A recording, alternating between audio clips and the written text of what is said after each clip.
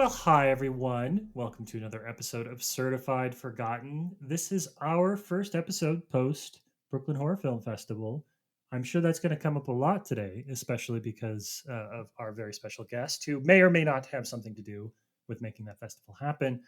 But first, I got to check in with my friend Matt Donato, who's in the middle of a very tense World Series, and make sure my buddy's doing okay. How you doing, Matt? I'm doing good. As of this recording in this very second, we are up 5-0. So we're just going to date this episode as 11-2, literally sixth inning of the Astros game against the Phillies. Last night was not great. Tonight is better. So we are surviving. We are thriving. I'm excited. Remember when we were in Brooklyn and you had a screening that started in the ninth inning of the Mariners Astros game, and you got out of your screening 90 minutes later, and that fucking game was still going on? Well, wasn't it even? I saw two movies technically in the time the game had started, and by the time I got out, didn't I see a full game? Didn't we actually get to the bar for like the ninth inning, and we were Yeah, able to we got a free game of baseball for all of our troubles. Yeah, 100%. We got a whole game of baseball, but yes, so that's a very nice thing. We got to go to Brooklyn Horror. We got to live our rivalry. You, the Mariners fan, me, the Astros fan, and we just got to do a lot of fun things, right? It was a weekend of coming together and a weekend of tearing apart. And we survived them. We did survive. But you know why we survived? It's because we had such a wonderful host who I think you should introduce right now. That is correct. One of the many wonderful hosts at the Brooklyn Horror Fest. I do want to say the entire team there. It's been, I've known them all for a while, and I want to give everyone their due. But this episode is for one single person. You know him as the programmer of Brooklyn Horror and also senior programmer of the North Bend Film Festival. It is Mr. Joseph Hernandez. Joe, welcome. Finally! Made this happen, finally. It's been a little bit. Too long. Yeah, it's been too long. Well, it's been long enough where you were trying to do the siren at one point, and then we had to obviously give the siren to somebody who asked for it for the... Was that North Bend or Real Love for one of them? But you were so far back that one of your movies was one of the first ones you were trying to get to. And finally, would have been Real Love. That was Real Love because that was Real Love. The diving film that we did with Perry. Breaking Surface. So, yeah. All of our live podcast appearances have been in some way connected to Mr. Joe Hernandez, and we're very grateful for that. Well, I love working with you guys, and I love seeing how Certified Forgotten has grown over the years. I'm really proud of you guys and really happy to call you friends. Okay, this is too sweet, and I love it so much, but you're not here to support us. We're here to support you. So we're going to go into, you're going to see how the sausage gets made now, Joe. We're going to talk about your beginnings as a horror fan. And I'm really excited to talk about your work as a programmer and the work that you do with film festivals. But take us back to the very, very beginning, little baby Joe. Where does that horror bug first bite for you? Okay, so it was kind of a gradual thing. My earliest memories of horror are going to my aunt's house and catching little peeks of Nightmare on Elm Street, whatever that they were watching, and getting totally disturbed. I had nightmares for years where I would appear in a junkyard and Freddy Krueger would emerge from out of the back of some dilapidated truck and start chasing me around this junkyard. That was a nightmare that I had repeatedly growing up. But anyway, that kind of launched me into a kind of morbid curiosity with the genre because I kind of liked how it made me feel in a certain way. So that kind of got me to now I'm watching Ghostbusters 1 and 2 nonstop. Because when you're a kid, you're able to just watch the same movies over and over and over and over and over and over and over and over again, right? Mm-hmm. I think I watched part 2 more than the first one. I think I have more of a connection to the second one. And then now this is grade school Joe, and my elementary school had a sick library right next door. So every day after school, I'd go to the library and I'd scour the racks for any Goosebumps book I could find that I hadn't read yet. I just voraciously consumed Goosebumps. And then came Scooby-Doo. My family finally got cable and I was able to watch Cartoon Network. And this is around the time where Scooby-Doo reruns were pretty popular on the channel. And not too long after, I got exposed to our film of the day. I love that. I want to ask then, because there's been a few people, we talked to our guests about the movies that sort of made them. And I'm always curious with folks that end up resonating the hardest with like kind of like horror comedy type stuff, right? Did that connection, that early connection to Scooby Doo, make you predisposed towards horror comedies? Were you somebody that kind of gravitated towards those in like middle school and high school? Or, because I think of you as somebody who's extremely well watched and very literate and like tends to maybe skew a little bit towards me with like kind of the slow burn stuff too, which feels like the antithesis of like the very gentle, very happy and kind of like optimistic Scooby-Doo origin that you're talking about here. You're absolutely right. Like, I didn't become a cinephile until after I fell in love with acting in high school. Hmm. That's when I really got interested into the art form of acting, and I wanted to just find every great performance that exists that I hadn't, watched yet. And that kind of just led me into loving movies in general. But horror definitely was the genre that captured me first. Besides like comic book stuff, like that's always been a part of my life. Sorry, I want to chase that because I think that's kind of interesting. Talking about coming to it by acting, I think a lot of really great writers, I think of Angelica Bastien, who talks about how we're not good as an industry about talking about performance and physicality. Do you find, is that something that you still anchor in on when it comes to horror performances, and the idea of like what's a good performance and a bad performance, how people use their bodies, how people use their voices?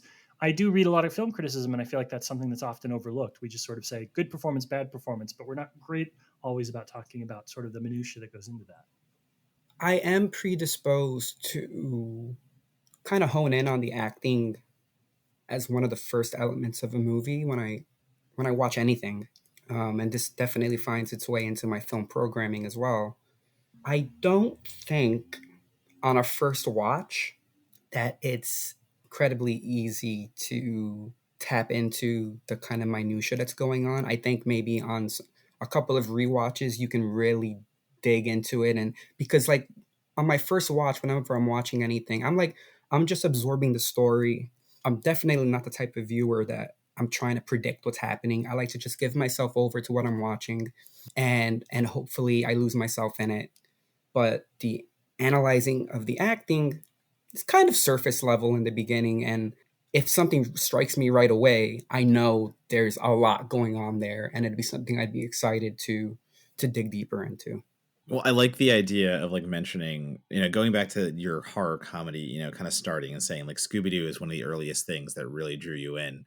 And then to tie that to your programming, where like the joke I always make with you guys at Brooklyn Horror, like you, Matt Barone, Justin Timms, like the way you program Brooklyn Horror is like at times the anti-Donato festival, because it is very much like the way you guys program. And again, it's not a bad thing. It is just 100%.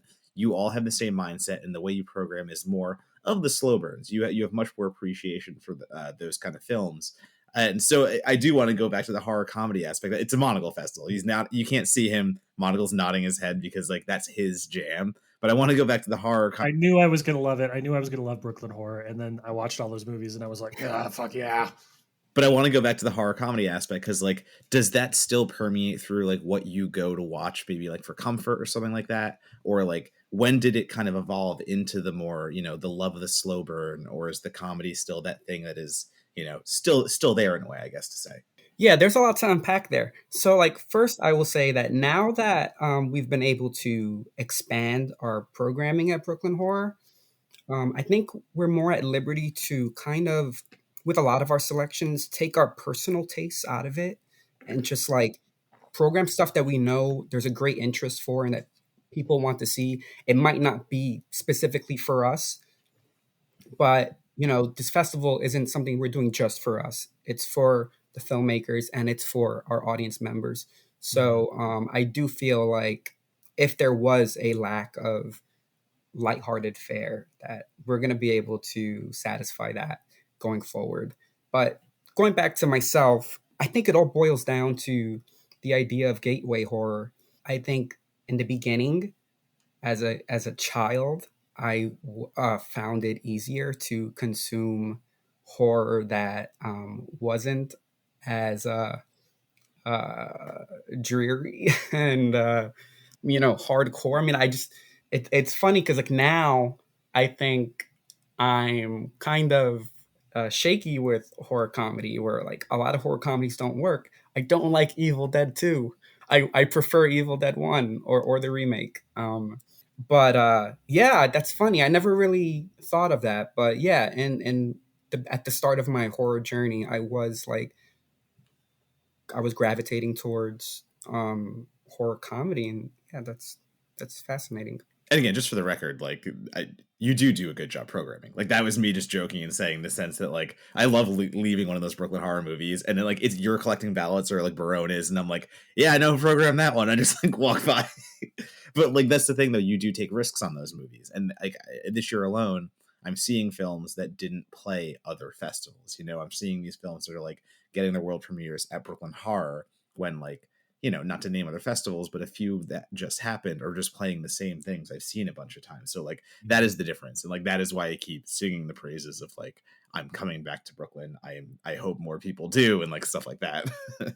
Well, look, Matt, I don't need a yes man. All right, that's not what I need. You can challenge me. I think getting outside perspectives on our programming is really important for us to continue to expand and kind of satisfy every corner of the genre. So thinking back, I think there has been at least an imbalance of going on there. So yeah. We've talked a little bit about the programming at Brooklyn Horror, but I'm kind of curious. I feel like if you were to choose one thing, one part of the industry that people just don't know that much about, a job that seems totally a total mystery for a lot of folks, that would be programmers.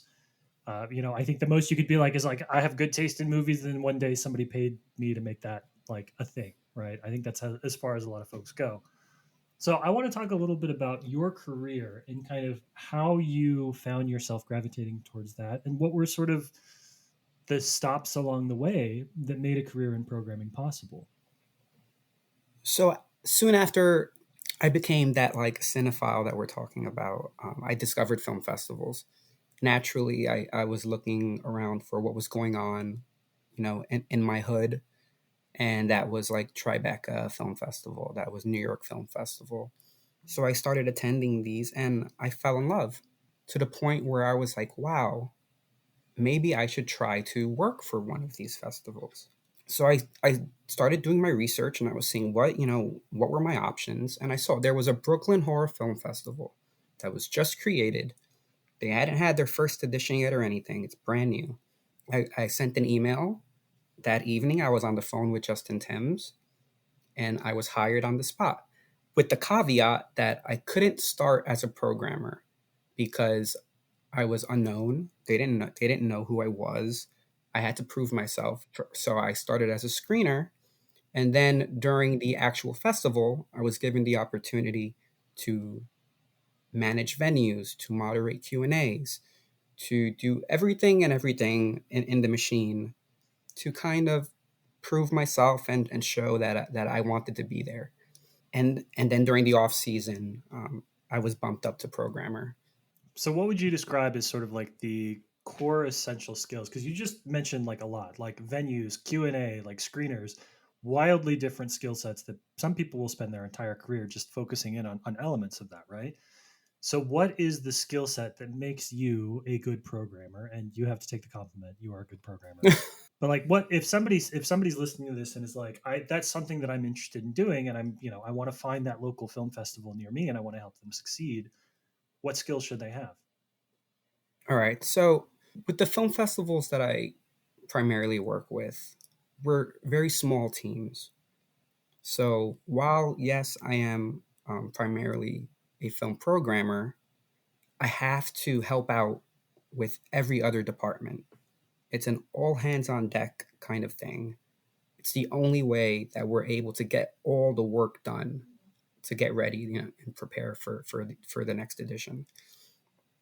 So I think right off the jump. You just have to be willing to do stuff you've never done before, willing to help out with stuff that you might not enjoy because it's all for the greater good of getting to put on this festival and have it be successful. There are many months throughout the year where I just get to focus on film programming and I don't have to worry about anything else. But I would say, like, the last 2 months leading up to the festival, that's when you kind of have to put a hat on top of a hat on top of a hat on top of a hat and just get to work.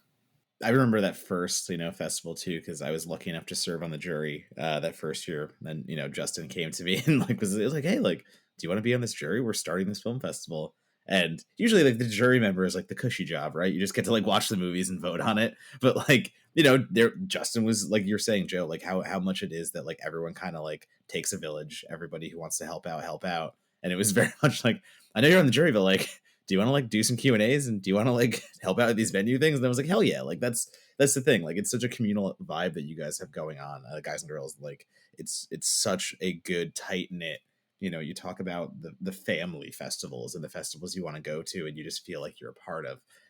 I think like, Brooklyn is one of that, in the sense that I went back after 4 years or something like that. And did I know all you guys already prior? Yeah, I helped out for a few years and was lucky enough to work with you guys. But like the 4 years off where I was in LA and, I couldn't get out to you, like, it didn't matter. Like, I came back this year and it was just full on, like, it's back, like, it's on, like, holy shit. Like, it just felt so good. I do want to talk a little bit about programming for the Brooklyn Horror Film Festival in particular, because, I wrote my master's thesis on genre film festivals. So, there's that. But I think that I've always been fascinated by the way, one of the things that people don't realize about film festivals is for a lot of these films, they're the only theatrical release some of these movies are ever going to get. If they don't play it, like, and not just horror film festivals, but regional film festivals, right? Like, I had a professor in college who always said the best film festival in the world is the Cleveland International Film Festival, because they program really good stuff from all over. It's basically, it brings New York and LA to Cleveland. But having said all of that, I feel like New York is still kind of underserved when it comes to film festivals and genre festivals in particular. For a city of that size, it's Tribeca, and it's at this point Tribeca and y'all. And I don't even know if the New York City Horror Film Festival is even a thing anymore. It still is, so thank God. But like, what is it? What are some of like the challenges of doing this in New York City, in the biggest city in the world, the greatest city in the world, et cetera, et cetera? Does that open doors for you guys if you compared to if you're doing it somewhere else, or does it make it harder because you're standing in the shadows of other film festivals, bigger film festivals like Lincoln Center's New York Film Festival and other stuff? Well, I think that we're operating in a niche of the festival world, where we're kind of able to own our space, with the films we show, but also the timing of our festival being in October. Um, we do overlap with New York Film Festival, but it's counter programming for the most part.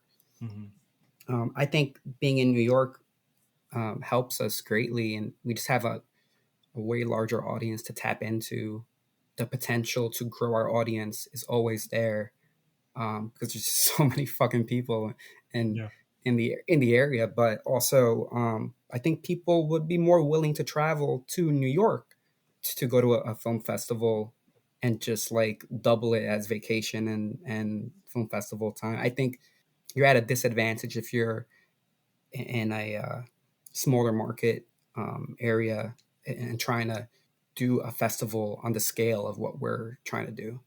Yeah, and I mean, like, you're in Brooklyn too. It's prime positioning, like, because I used to live around the area and I could go.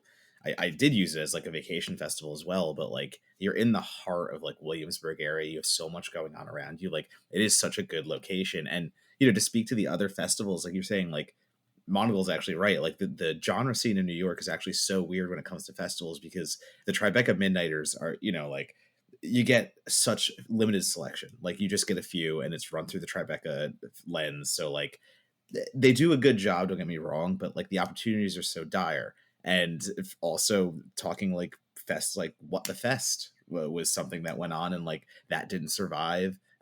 New York Horror Film Festival is still ongoing, I believe. So like that is a much smaller festival to say, where, you know, I think they're really dedicated to the indies, and like it's great to have those festivals. So like they're dedicated to the films you're really never going to see anywhere else. But there have been other like festivals that have come and gone literally in like 2 years, when you guys are, you know, approaching approaching double digits rather quickly, which is like a great thing to say. Yeah, there was also Scary Movies. It was a series that Film Society of Lincoln Center used to put on, but a screening series. Mm-hmm. And there's no disrespect there, but like there's a difference between a screening series and a film festival. But you leaned into my next question for you, Joe, which was going to be, what does having access to repertory screenings in cinema do for you as a festival too? Because I think of Brooklyn, you know, one of the great things about Brooklyn Horror Film Festival that I think a lot of festivals get wrong is the fact that you're really dedicated to not having it be just, you know, a week out of the year. You guys are, wherever and whenever possible, hosting repertory screenings, hosting screenings of the movies that you showed that are going out. Like, you have year-round programming.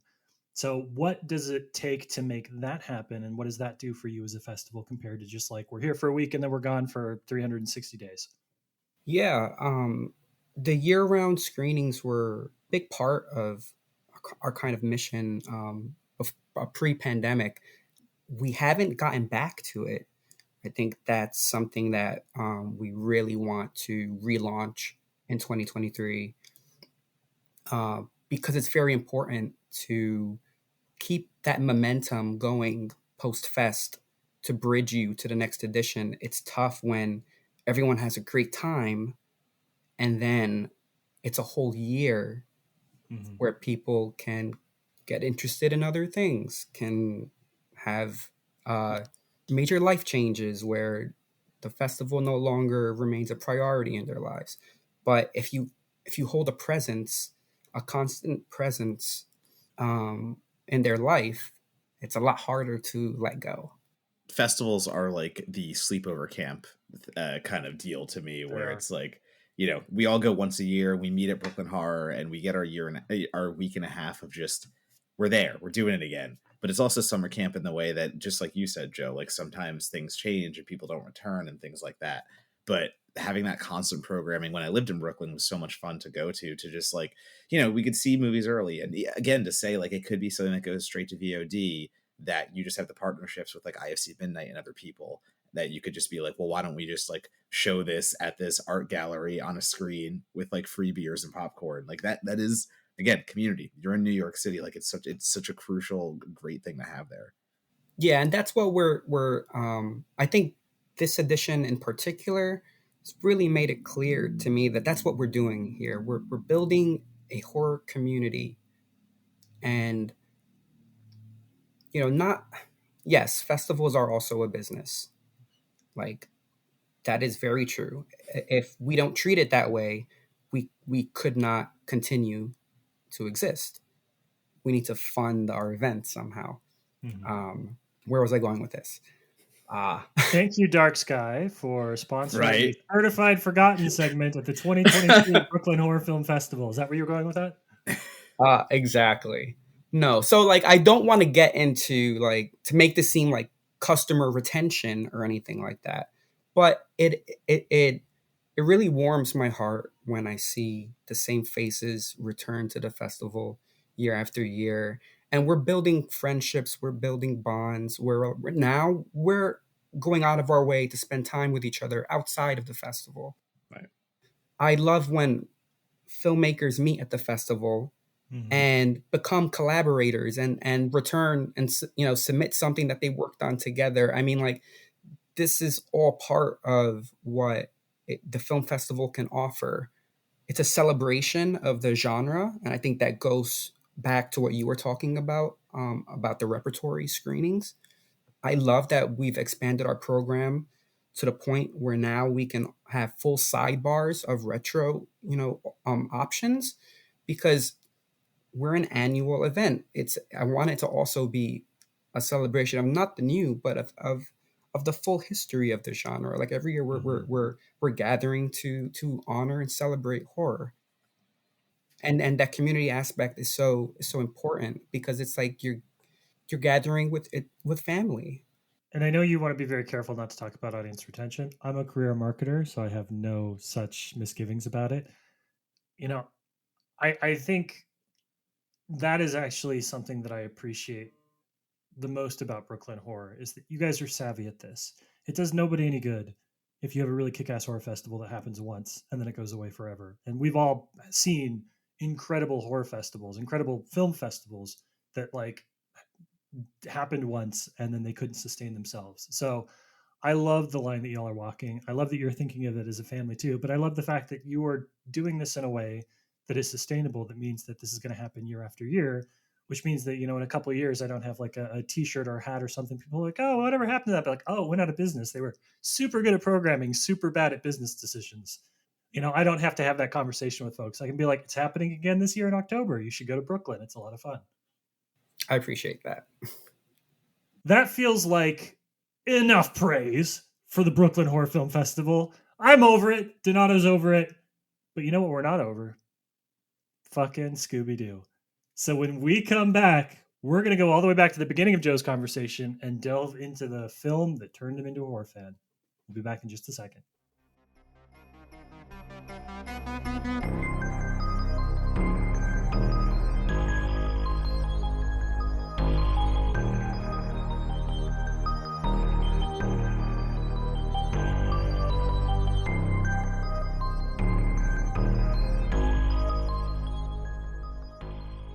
Well, hey everyone, it is the month of November, which means we are feeling grateful. And in particular, we are feeling grateful for the opportunity to participate in last month's Brooklyn Horror Film Festival, our very first in-person, I'd say recording, but we didn't record anything. I would say like live episode experience extravaganza.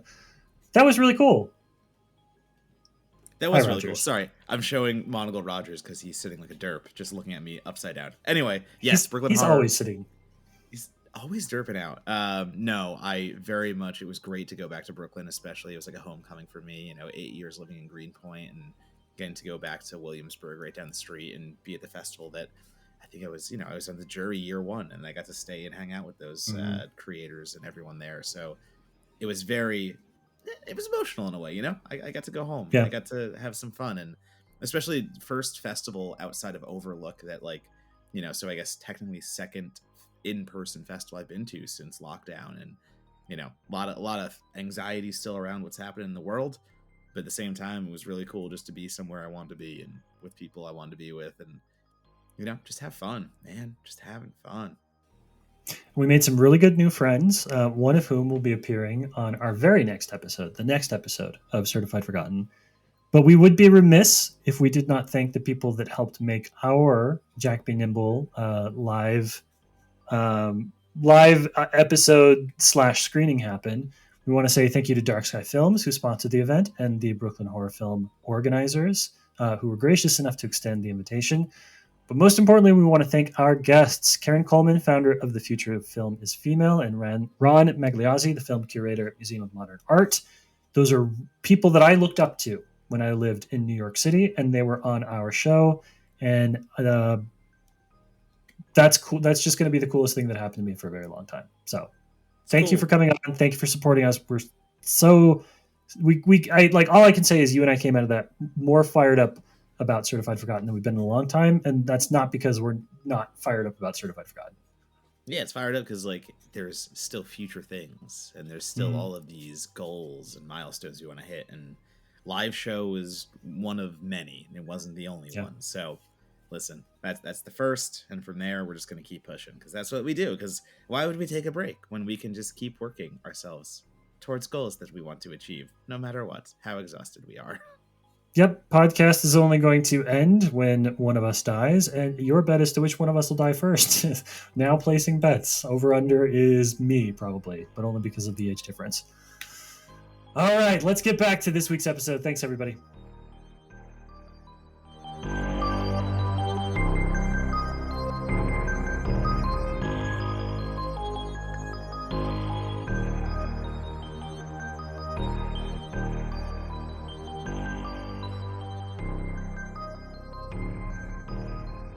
Hey, welcome back.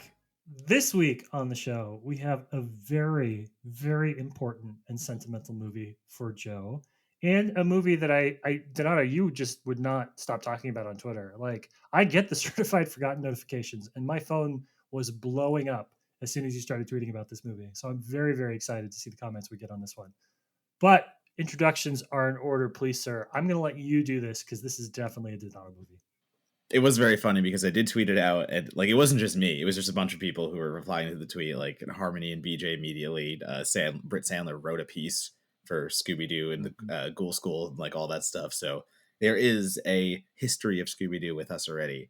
But today is a very special movie because it is Scooby-Doo on Zombie Island. I always wanted to say at Zombie Island, but no, it's Scooby-Doo on Zombie Island, and it is the first time the entire gang gets together to solve a mystery that it actually turns out to be a supernatural occurrence, because that is what this movie is about in a way. You know, Daphne is the television host, and Daphne wants to go find the real stuff. It's enough of the monsters who are just people in masks, and we want to go find some real and spooky. So they go to New Orleans to do that, and what happens is exactly that.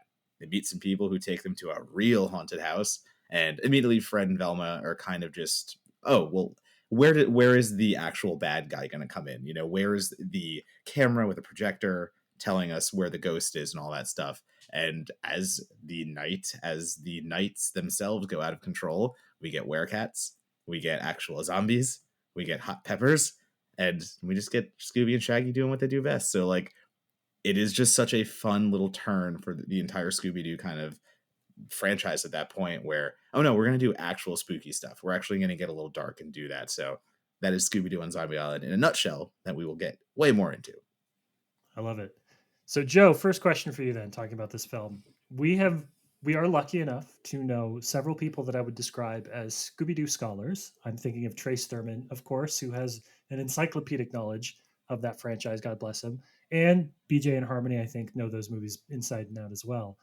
Are you a completionist? Have you seen every version of Scooby-Doo that exists, live action or animated? I have not. No, Oh, okay. no. I am not on their level. Scooby Doo is something I have a really strong nostalgia for, and I've really enjoyed kind of doing a little deep dive into it before today. But no, I'm not an aficionado. I will not claim anything of the sort. Well, today you're going to be our scholar. And so we discussed the origin of this film in particular. But I want to ask you kind of starting talking about this movie. One of the fun things about the Scooby-Doo show, movie, etc., is that they do a really good job of reinventing themselves for each generation. They're not really fixed in time, right? Like each generation gets a version of Scooby-Doo that resonates, taps into, I'm going to sound like a million years old, taps into youth culture and finds ways to make those stories connect with younger generations too. So, as you've been digging into Scooby-Doo a little bit, what are your takes on the, I guess, the Scooby-Doo template, right? Like the Scooby-Doo model. Well, I mean, I think we have to talk about like how Scooby Doo as a franchise is one of the most enduring ones in the horror genre in general. Like premiering in 1969 and it's never gone away. I mean, how many franchises can we say that for? I mean, we can say, in a way, the Munsters did it, but not with any longevity that Scooby Doo has to this point. So, like, that is correct. Like, you look at all Big the ass. slasher. I was sorry. I was gonna say big ass gap in the middle there for the Munsters as well. Yeah, exactly. So that was a joke, obviously. I know. But no, I know. I I mean, just I love it. that is the correct thing to say. Like, and I'm one to always argue that stuff like Child's Play and like all these slasher franchises and like the ones that are longest and the ones that are enduring the farthest and who does it best. But I mean, to me, I kind of do agree that like Scooby-Doo has done the best because they've had so many directed video kind of releases and different adaptations that have evolved. They don't have to stay the same slapstick, but they always have the Scooby-Doo template, I guess, down to a T, no matter how they're doing it. Yeah, and I mean, Zombie Island saved the franchise. It could have very easily just fallen to the wayside if it didn't reinvent itself in the way that they did. This is 29 years after the premiere of the series, when Zombie Island comes along, almost 3 full decades, and they lucked out with Cartoon Network springing to life in the early 90s and getting this whole new generation of kids interested in reruns of the original Scooby-Doo, Where Are You? Where they didn't have to create like a new series. They were just showing reruns and just getting new kids interested. And then with Scooby-Doo and Zombie Island, I mean, you really see the influence of what was happening in the horror genre at large. There's a huge inspiration from Scream. It's very, it's spoofing itself. It's spoofing its tropes. It's very, self-referential. This whole idea of one of the characters, Daphne, saying like, "I'm tired of it always being a man in a mask. It's boring." Like, we get romantic subplots in this that didn't really exist in the original series. You could say Daphne is like a Gale Weathers type. Like, Velma is doing like her best like Ray stance. She like runs a mystery bookshop now. It's total Ghostbusters 2 callback. It's very indebted to the original series. Was very much indebted to the classic Universal monsters, and that's just kind of endured all the way through. But yeah, you really see Zombie Island kind of geniusly take its formula, spin it on its head, because now you have people who watched it as a kid, and now they're adults, and that the same thing isn't really going to work anymore. Scooby-Doo on Zombie Island is super dark, super dark. It's served on a very palatable, entertaining plate. But when you think back on some of the stuff that they're telling you is going on, I mean, people herded into a swamp and being massacred by crocodiles. Like, I mean, crocodiles are alligators. I always get the two. It's I think they're gators down there, but yeah. yeah. What are you gonna do? Uh, yeah, there's a lot of dark shit going on in Scooby-Doo on Zombie Island, and I don't know, since like we have the four films from that era. We have Scooby-Doo on Zombie Island, Scooby-Doo and the Witch's Ghost, Scooby-Doo and the Alien Invaders, Scooby-Doo and Cyber Chase. But I feel like Scooby-Doo on Zombie Island might be the purest and darkest of those all for sure. But like since then, I mean, I can't, like I said, I haven't dove in to a lot of the modern stuff, but I think there's a reason why Scooby-Doo on Zombie Island still is king whenever the topic comes up for discussion. Yeah, I wasn't. So my backstory with this is like I'd seen the reruns the same as you, Joe. Like I've seen the reruns over and over. Like the original Scooby Doo cartoon and the early stuff was easy for me to find, and it was easy for me to watch because along the same trajectory that you were on, I was a fearful little kid who didn't want horror in his life. But like the talking dog and the stoner eating food, like that was funny. Like that kind of stuff could get me through. But as a 33-year-old, like living my best adolescent life I never did as a spooky kid, like watching exactly what you said, watching Zombie Island and realizing how dark it did get. And like I didn't even put the Scream thing, together yet, because I had just previously watched it. But that is 100% what's happening. Like those jokes, the meta jokes aren't just commenting on Scooby-Doo. Like there's an influence of horror at the time and what's happening and like the way that horror is evolving itself. And that is what good franchises do. They evolve with horror, they evolve with contemporary themes, they evolve with all that stuff. And it could have just come back as another campy, stupid kid show. And I don't want to say stupid in the way that it is bad, obviously, but like it is rinse and repeat. It's like, it's a monster of the day show. Who's under the mask? What are you doing? So like you come out, you just kick the door in. That the scene with the settlers getting herded in the swamp by, our villain at the time before he becomes the ghost. So like there's literally like territorial takeover stuff and like historical trauma there. And you see these innocent people die who are just pushed into a swamp just for being settlers, and the curse that the remaining people are laden with, even though they're just protecting their people at a time. Like, there is so much to this that isn't just about Mr. Welker putting a mask on because he wants to get some money. And that is, there is so much more to Zombie Island that I wasn't expecting again, because I had not dove into these, direct to DVD movies yet. So it is me right now rediscovering them. And, maybe I've seen a few of recent ones, here and there. But it is funny to say I immediately put on, because now I have Boomerang for 7 days, this free trial, because I did that to watch Zombie Island.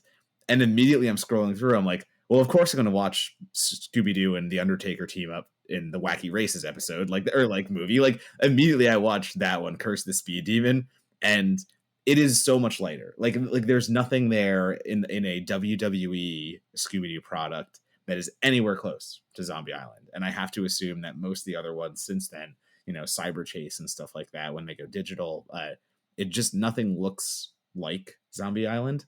So I am obviously going to keep going myself. I've been yelled at by my roommate Amelia to watch The Witch's Ghost because Hex Girls and stuff like that. So we will see them all recently, but I didn't expect to watch something that was so much more mature than what I'm usually like used to, where Scooby-Doo is with the Harlem Globetrotters and they're just spinning balls around ghosts who are actually people. I like that you brought up Hex Girls, because the soundtrack for Scooby-Doo on Zombie Island is also something that gets brought up every time, because it's got like one of like the sickest fucking tracks with It's Terror Time Again. It's a banger. It should go on every Halloween playlist. And then you have like Third Eye Blind, who, this is like during like peak Third Eye Blind, like when they're like really, really popular, and they're doing like their version of the Scooby-Doo theme song, which is like a huge get for the time. From my research, I saw there was like a $50 million marketing campaign for this film. Like, they really, really were putting all their marbles into it. I have to believe Scooby-Doo was probably their most popular IP, at Cartoon Network at that time. And we got lucky and came out with something, generational and amazing. I want to ask both of you kind of a question about, you've talked a lot about the screamification of Scooby-Doo and kind of, or this, and the idea of how something engages with its own history and honors it. And I think that's a conversation we have a lot right now about a lot of different things, because we're deep in nostalgia culture. Every franchise, every movie, every piece of entertainment you ever loved is going to eventually be a Super Bowl commercial or a prequel series or whatever else it is. So let's put it like this. What do you think filmmakers can learn from Scooby-Doo in how to engage with an audience and with a fandom while still carving out something new? Because this does both of those things. I think you're serving different audiences. I think for our peer group, we want dark Scooby-Doo. Like we love the characteristics of the characters. We know who Shaggy is. We know who Scooby is. That can stay. Now, if we're talking about like our young ones who were just like us, just getting into horror, they might not be ready for that yet. So I think it's difficult. I think Scooby-Doo is a large enough brand where you can make films for different audiences. And I think that's kind of what needs to happen to kind of satisfy everyone. Yeah, and like, it's really interesting to me that they, in saying catering to multiple audiences, the first Scooby-Doo WrestleMania Mystery is 2014. So that is very much a more contemporary Scooby-Doo movie, and it's hitting the crowd that is more, I guess to say, younger in a way. But also, if you're doing WWE, it's a little older at the same time. So like, you're pulling in such an interesting audience with that.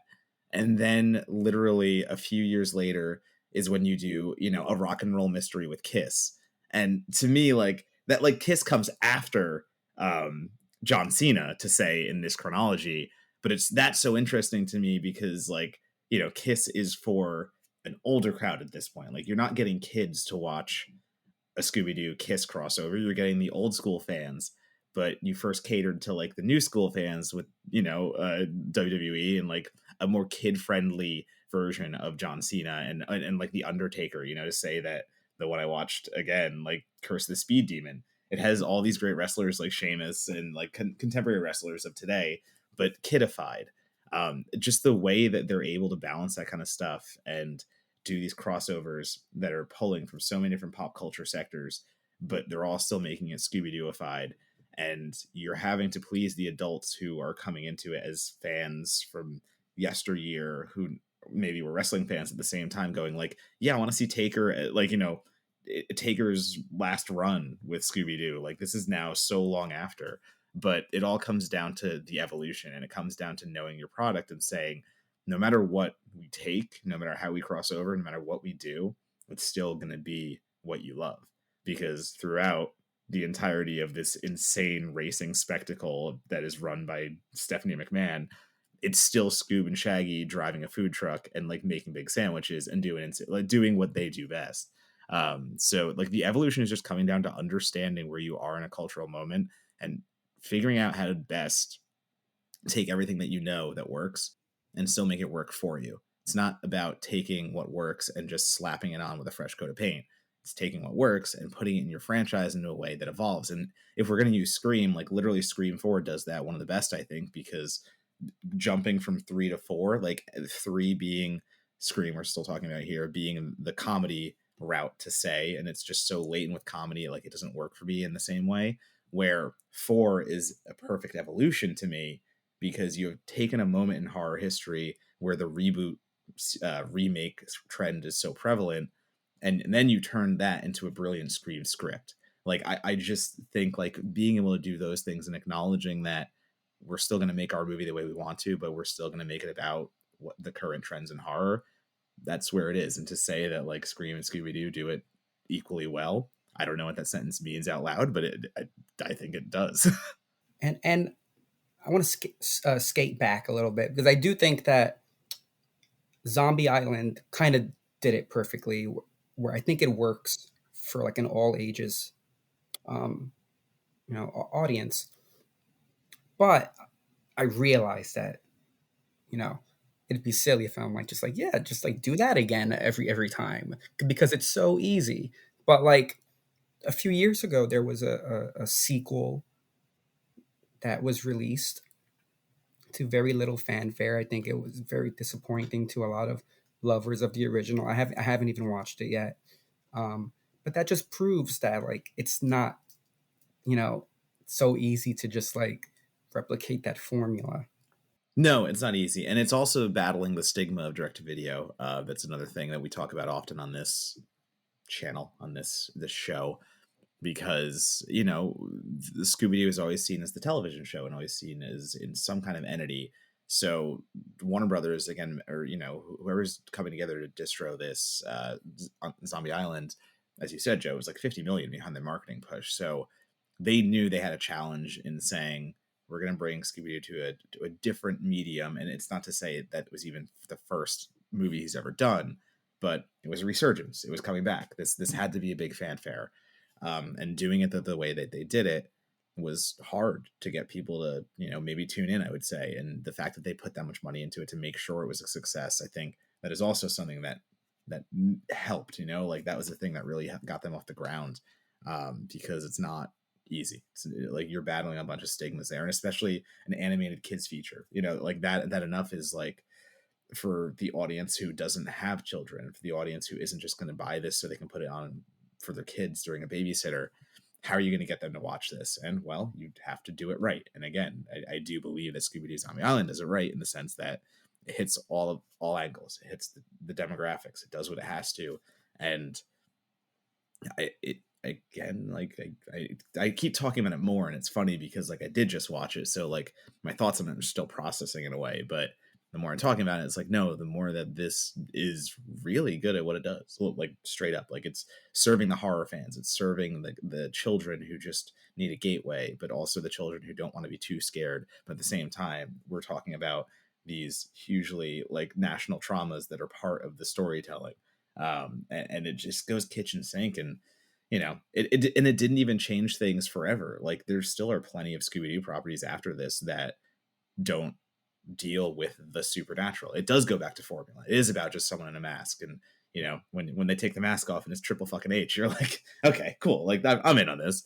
But they do then continue the supernatural when they want to. So you've like opened another door where people now don't know what they're going to get. Like you've played this trick where, well, guess what, this time it was supernatural and this time it actually was real. So now every time you go into something, you're like, I don't know which one I'm going to get.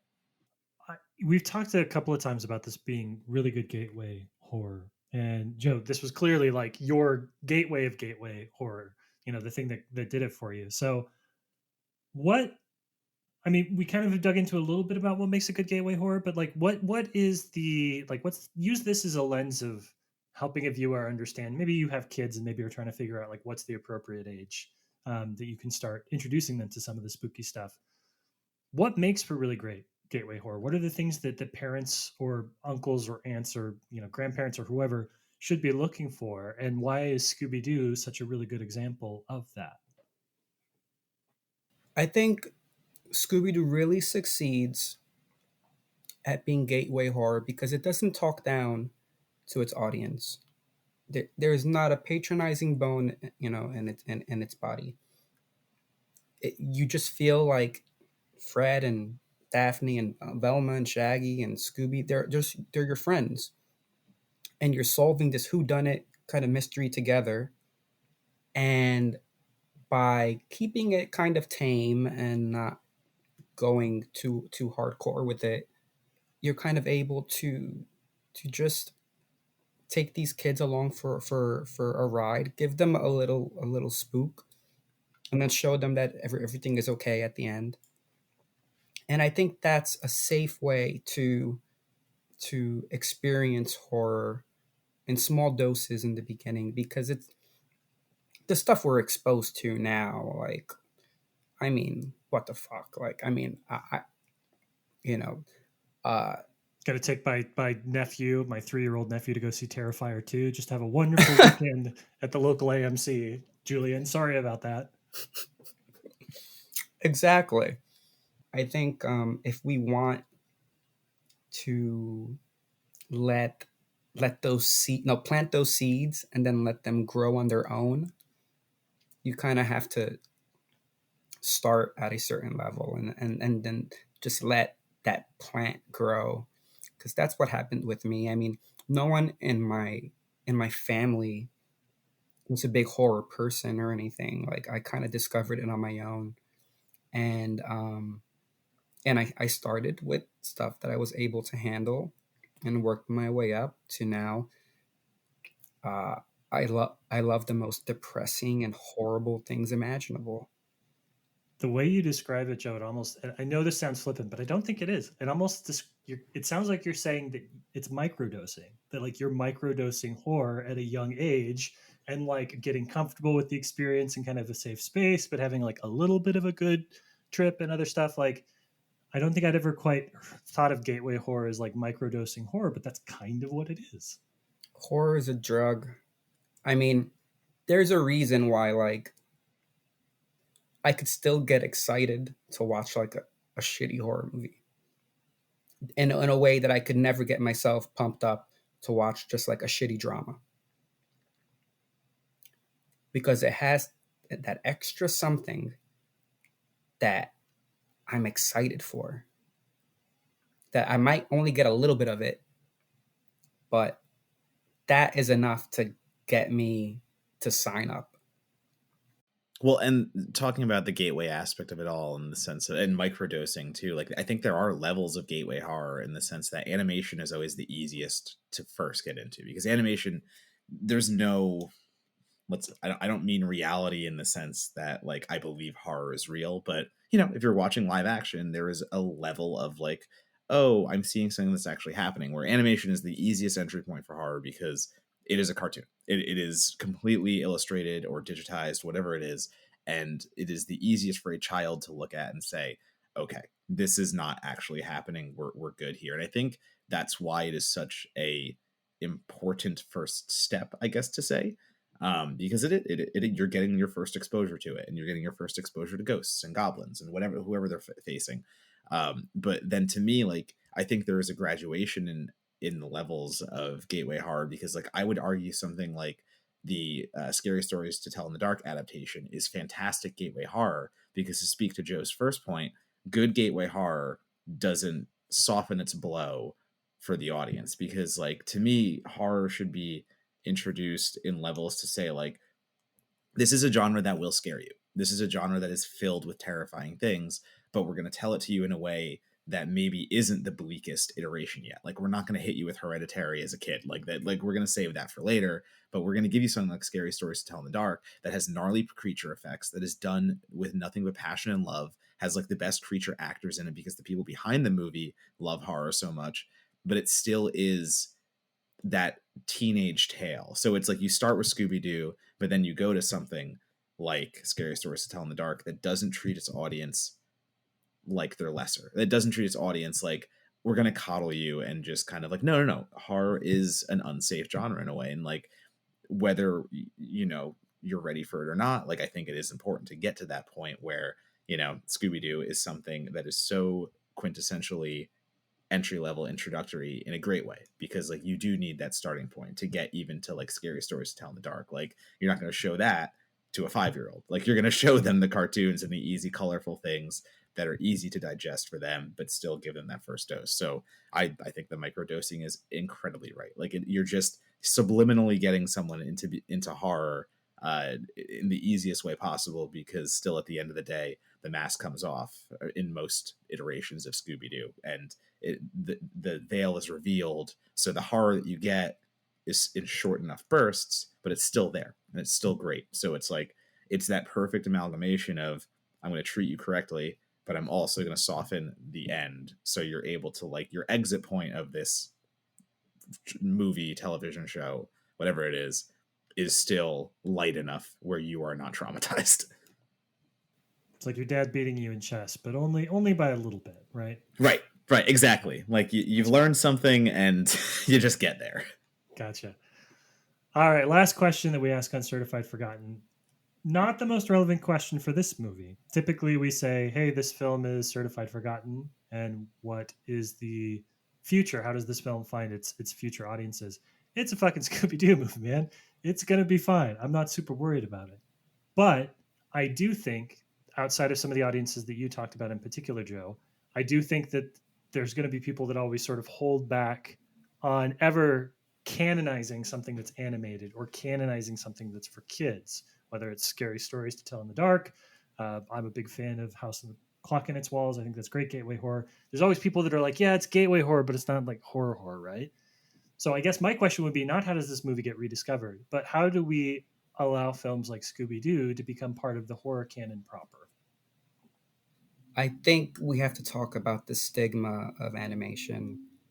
There's you know, a huge sector of movie watchers who consider anything animation to be for kids, and it's going to be childish, and I'm not gonna enjoy it.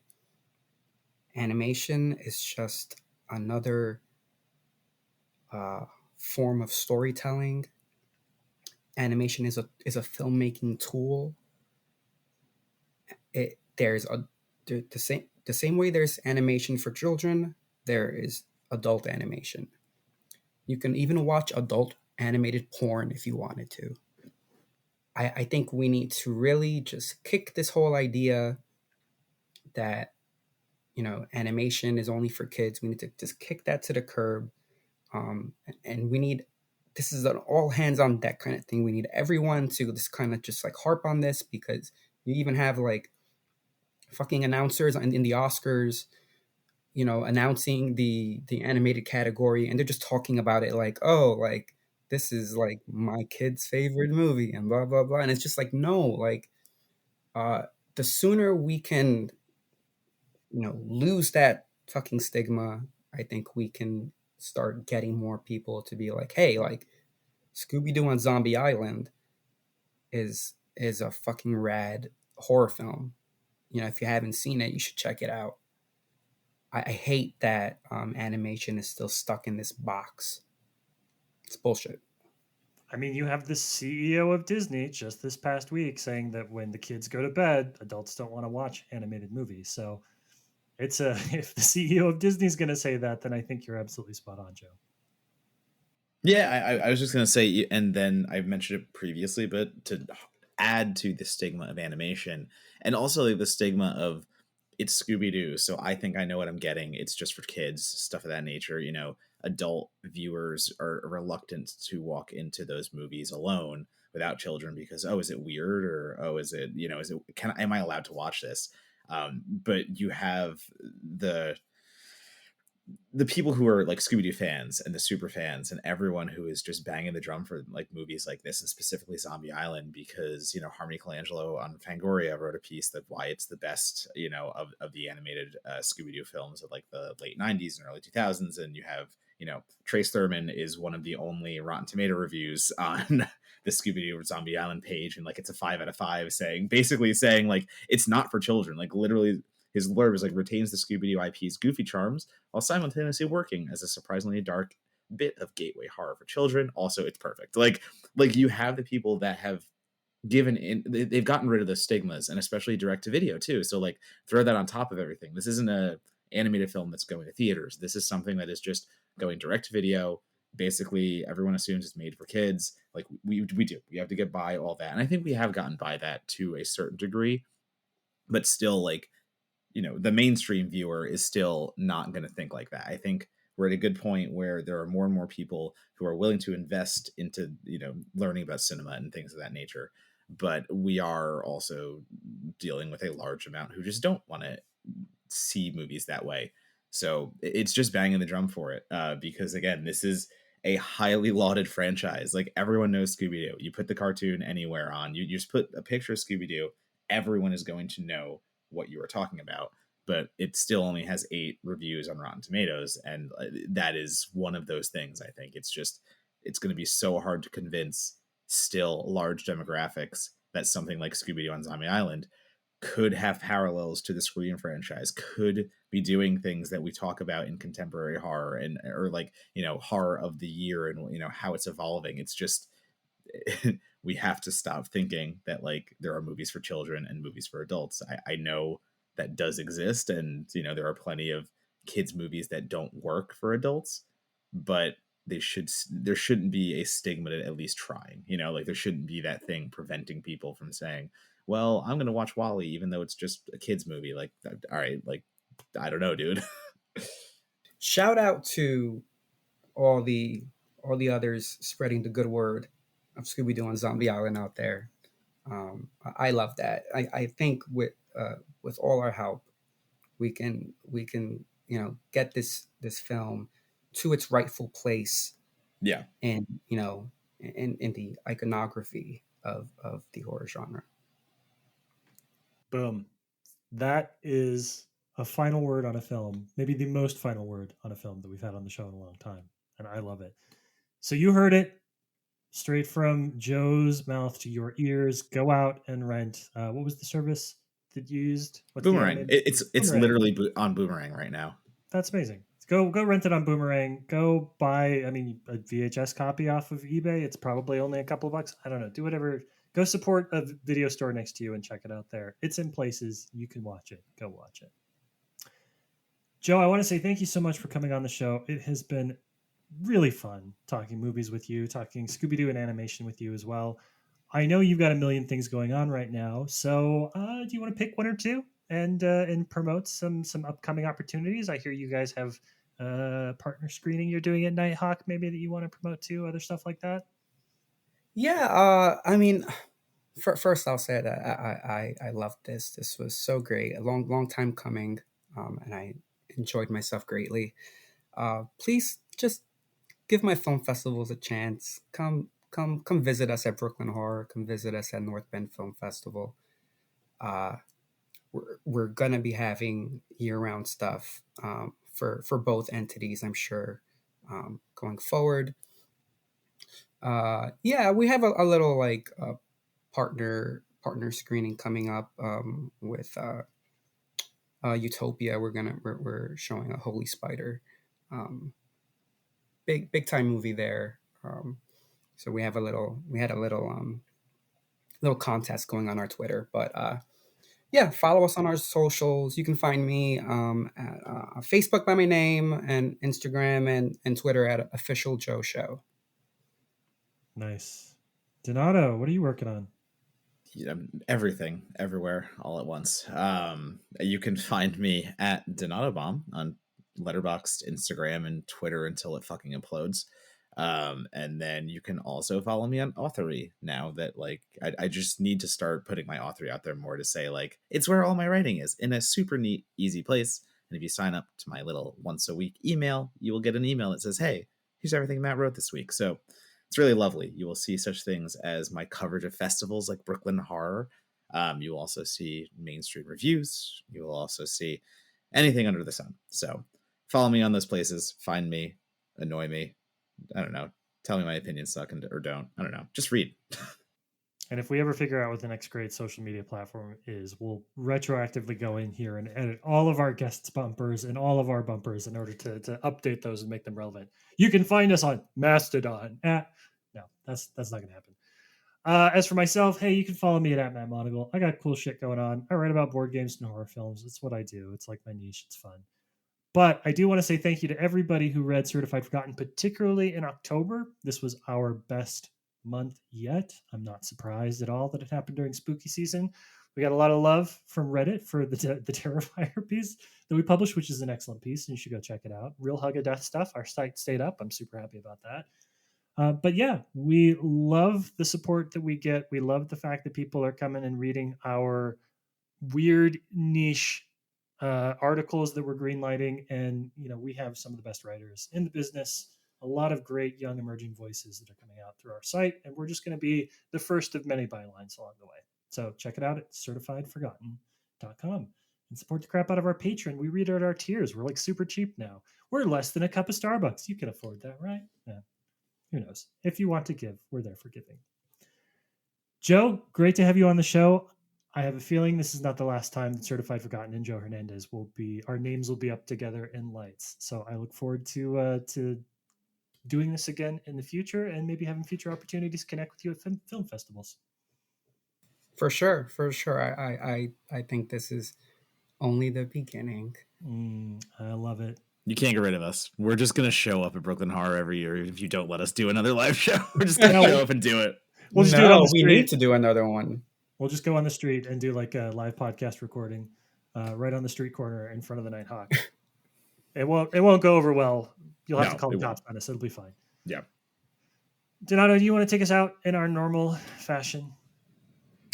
Cheaper zoinks and all that shit. Love it. Goodbye, y'all.